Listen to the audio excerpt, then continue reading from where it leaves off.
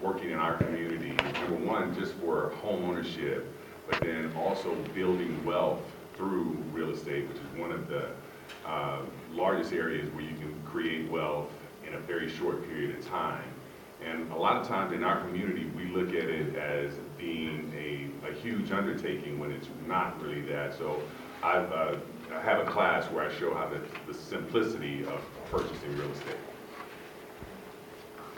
Good morning, everybody. I am Noreen Wilson, so I am here representing Operation Hope. If you've not heard of Operation Hope, by the end of this day, you will certainly know who we are. And if you see me anywhere in a grocery store, anywhere, I'm going to tell you about what we do because I'm so very passionate about the work that we do within the community. When you go through, and I want to read this, and Barry fell in love with this quote, so I'm going to share it as well. This is something from our CEO and founder, John Hope Bryant. There's a difference between being broke and being poor. Being broke is a temporary economic condition, but being poor is a disabling frame of mind and a depressed condition of your spirit, and you must vow never ever to be poor again. So when you think about that, broke is, I'm going to get paid on Friday.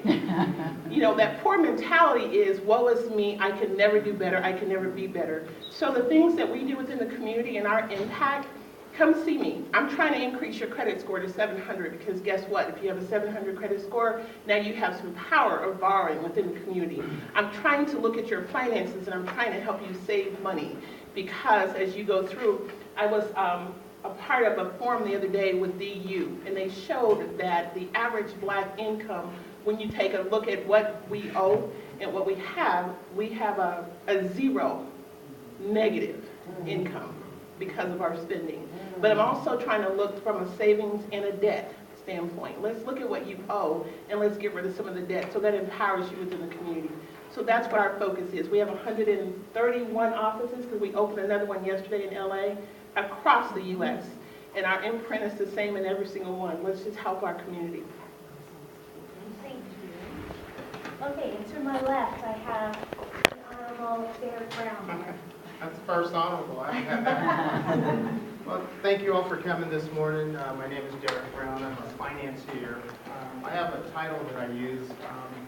I'm a former banker with Wells and a couple of other banks, but I'm a direct lender, so I finance small to medium and large businesses across the country.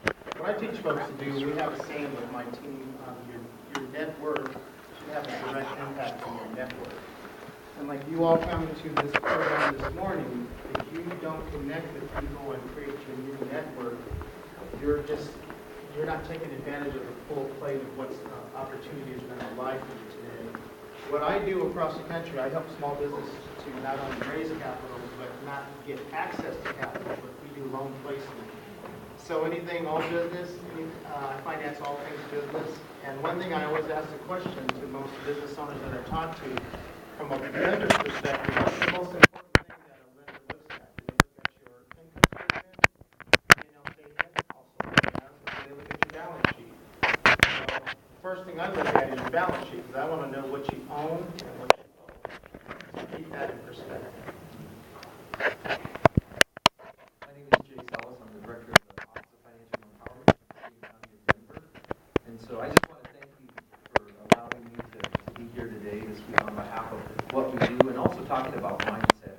Office of Financial Empowerment, we work with Operation Hope and a number of other community organizations. We'll have 13 centers opened up across the city, which are called Financial Empowerment Centers, where we provide one-on-one financial coaching, free tax service.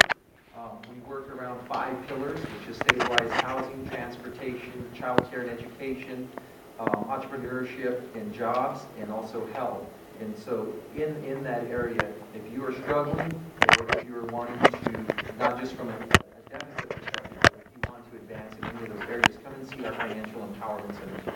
We also now are launching our new division of consumer financial protection because many of our folks, black and brown families, are targets of consumer fraud, and so we're really helping to change that reality for our residents.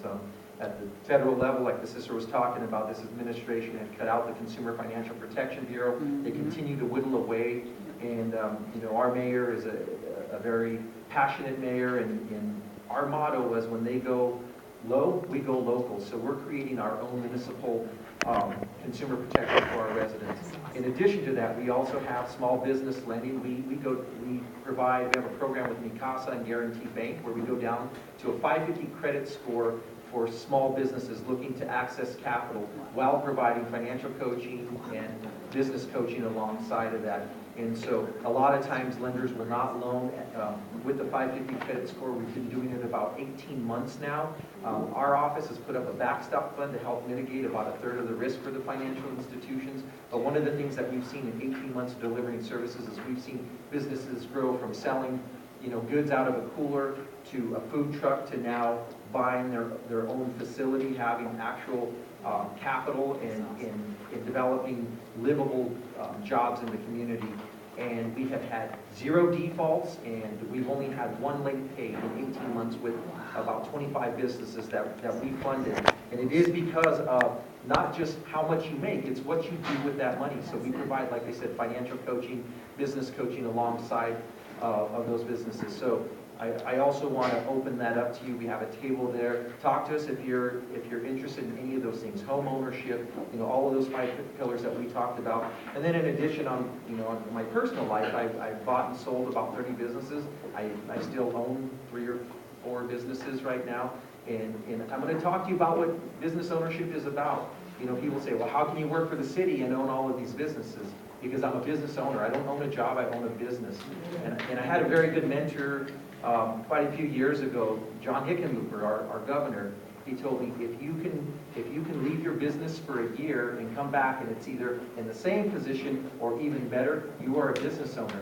You don't own a job, you own a business. And so it's about developing processes, it's about how you invest. And so I also have a number of things that I do on the side. We have a social enterprise and family foundation that we also work with young people around scholarships, financial education and literacy, and then business empowerment, helping to provide free business consulting for folks that are looking to either start a business or take their business to the next level.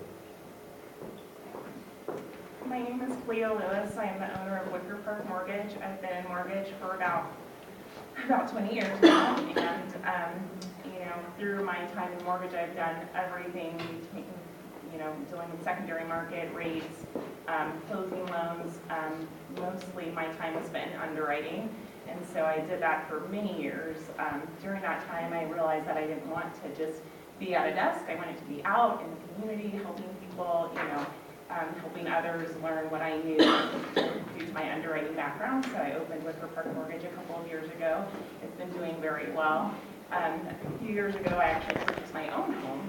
And it was funny because just, as mentality, even though I'd been in the business for so long, my credit wasn't great, and, my husband's credit wasn't great. So I ripped the Band-Aid off. I'm like, okay, we need to get ourselves together, So through that process, I was able to rebuild our credit, and it was actually an amazing experience, even though I'd been in mortgage for so long, being able to actually purchase my own home and seeing what others go through. And this is very difficult, but it really made all the difference in the world, and wanting to help other people, because it is not an easy process, but once you're able to do it, it's amazing. So that's what I do now, and just through the underwriting background, I really am enjoying helping people who think I'll never be able to purchase a home. It's like, you can purchase a home, so I'm very passionate about that. That's what I do.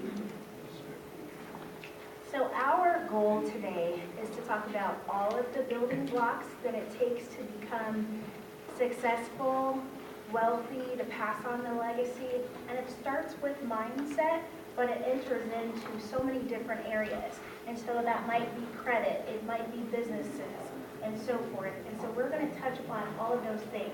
When you think about success, is success a stagnant state or is it on a continuum? It's on a continuum. If you guys think about the first computers or the first cell phones that were ever built, how has that changed over time? Dramatically, right? And what if it never changed? What if you were a company who built this first cell phone?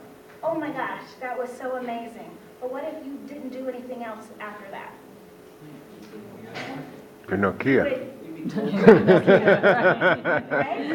wouldn't be successful anymore. And so that's a really interesting point when you think about wealth building and legacy and so forth. It's a process that has to continue. So once you have the first step down, you have to keep going. Okay? All right. So part of the mindset that we talk about and that we want to get into today is secrecy. Right? So sometimes around the mindset of finance specifically, especially within our community, for whatever reason, we have some secrecy around it, right? There might also be ambition, there might also be some other things, but what are some of the things that we as panelists see that are hindrances and also can help us around mindset? Well, I'll start. I think, from the real estate world, number one, we are very proud people. And when we have issues as far as credit and things of that nature, maybe that's the thing. Maybe we want, how many people are homeowners in here? How many people want to be homeowners in here? All right, so pretty much every hand went up. And then those that are not, we have to ask ourselves, okay, what's keeping me from making that happen? And sometimes it is the credit, sometimes it is the income or the debt to income and things of that nature. And there are resources